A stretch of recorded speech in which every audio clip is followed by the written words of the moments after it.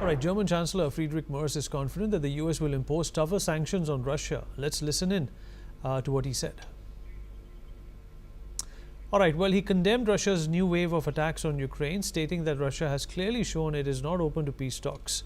Merz described the attacks as barbaric and said that Moscow has shown no willingness to end the conflict. This comes after Russia's latest strikes on Ukrainian civilian targets, including a deadly ballistic missile attack on Dnipropetrovsk.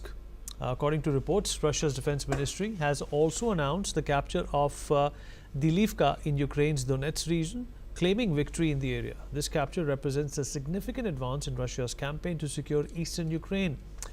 Meanwhile, the Russian missile attack on Dnipro, which struck civilian infrastructure, including a passenger train, has left at least one person dead and more than 20 others injured. This brutal strike has intensified global calls for Russia to cease its aggressive military actions as NATO leaders gather in The Hague to discuss the continuing threat.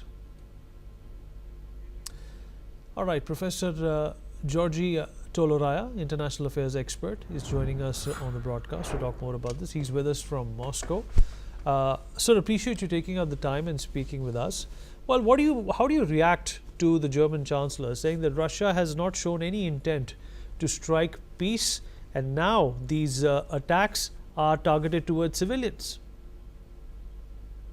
Well, there's a strange irony when U.S. and the collective West is supporting Israel absolutely unprovoked strikes against Iran, a BRICS member and an independent state.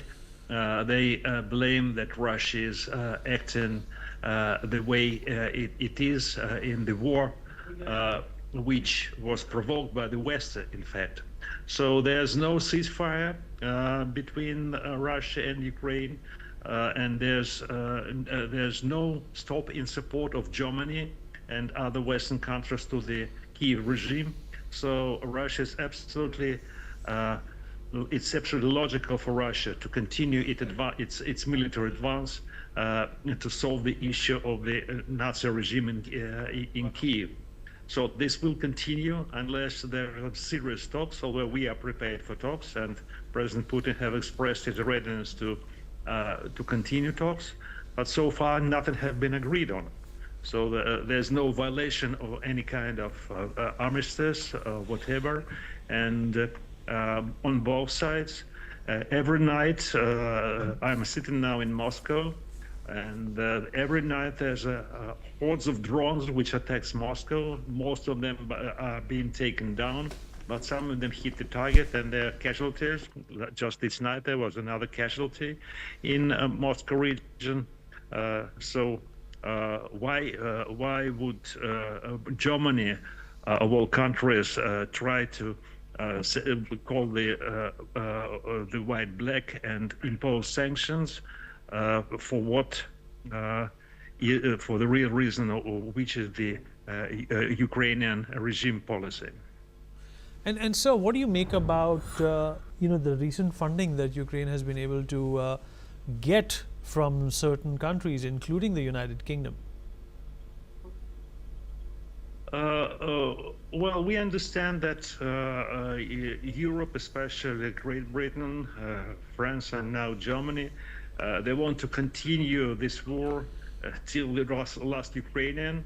That means they're not very interested in the peace deal. They're trying to put the blame on Russia, but that's not the case. And they want this war to continue, and to do this, they're trying to support the Kiev regime. The latest example is joint production of drones, which, as I've said, they attacked the people around me, families and friends.